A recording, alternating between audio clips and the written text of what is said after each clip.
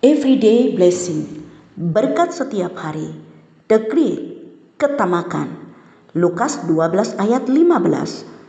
Katanya lagi kepada mereka, berjaga-jagalah dan waspadalah terhadap segala ketamakan, sebab walaupun seorang berlimpah-limpah hartanya, hidupnya tidaklah tergantung daripada kekayaannya itu.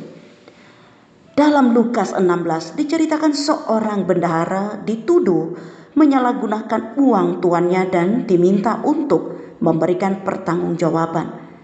Bendahara tersebut kemudian menyusun rencana. Ia memutuskan untuk mencari beberapa teman yang akan mengurusnya jika ia dipecat, dengan cara mengurangi utang setiap orang yang berutang kepada tuannya.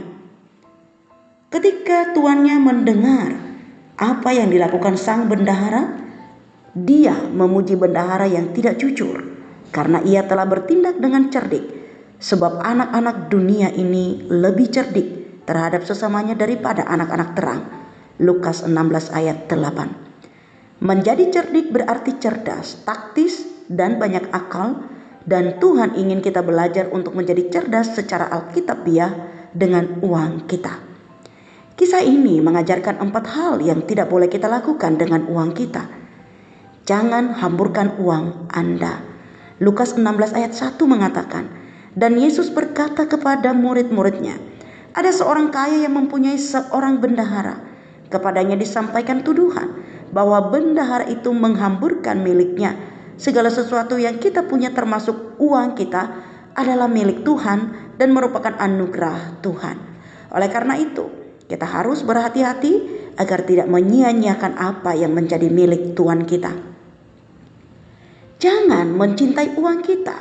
Kita harus memutuskan apa yang lebih utama dalam hidup kita, Tuhan atau menghasilkan banyak uang. Kita tak bisa menjadikan keduanya sebagai prioritas utama kita. Alkitab mengatakan, seorang hamba tidak dapat mengabdi kepada dua tuan. Karena jika demikian, ia akan membenci yang seorang dan mengasihi yang lain, atau ia akan setia kepada yang seorang dan tidak mengindahkan yang lain. Kamu tidak dapat mengabdi kepada Allah dan kepada Mamon. Lukas 16 ayat 13. Jangan percaya pada uang kita. Berapapun banyaknya uang yang kita punyai, akan selalu ada peluang untuk kita kehilangannya. Si bendahara segera menyadari hal itu dalam Lukas 16 ayat 3. Kata bendahara itu di dalam hatinya, apakah yang harus aku perbuat? Tuanku memecat aku dari jabatanku sebagai bendahara. Mencangkul aku tidak dapat, mengemis aku malu. Jangan berharap uang kita akan memuaskan kita. Jika kita berpikir memiliki lebih banyak uang akan membuat kita lebih bahagia, lebih aman, atau lebih berharga, kita salah arah. Uang tidak akan pernah memuaskan. Dengan bertambahnya harta, bertambah pula orang-orang yang menghabiskannya. Dan apakah keuntungan pemiliknya selain daripada melihatnya? Pengkhotbah 5 ayat 10. Jika kita ingin menjadi cerdik atas segala sesuatu yang telah Tuhan anugerahkan kepada kita, mulailah dengan menghindari keempat hal ini saat kita mengelola uang kita. Pertama, bagaimana kita akan membelanjakan uang kita secara berbeda? Renungkan hal ini.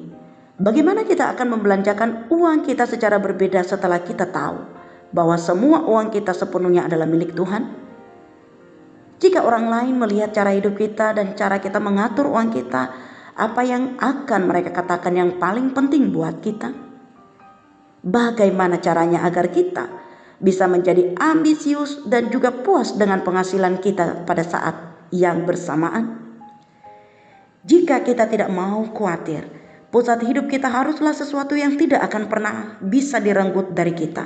Dan hanya ada satu hal yang tak akan lenyap, kasih Tuhan atas kita.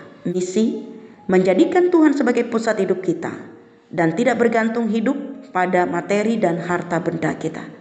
Kita berdoa. Ya Bapa, tolong kami tidak berharap pada uang kami untuk memuaskan hidup kami.